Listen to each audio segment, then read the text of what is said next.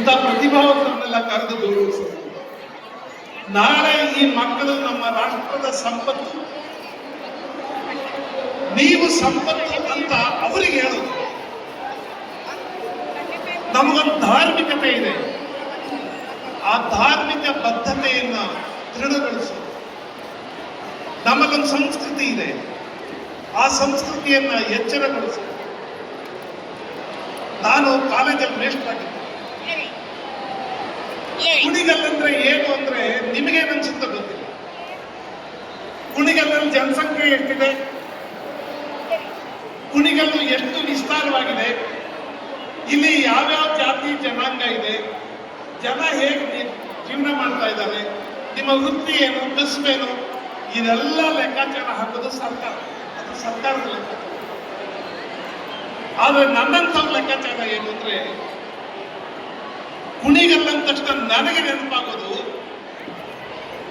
ಇಲ್ಲಿ 1000 ವರ್ಷಗಳಿಗಿಂತ ಹಿಂದೆ ಕಟ್ಟಿದಂತ ಕೆರೆ.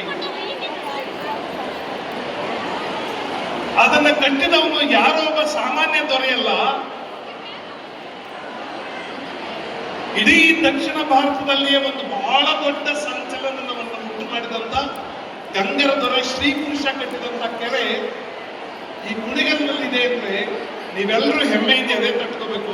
ನಮ್ದು ದೊಡ್ಡ ಇತಿಹಾಸ ಕುಣಿಗಲ್. ನನ್ನಂಥವನಿಗೆ ಅದು ಮುಖ್ಯ.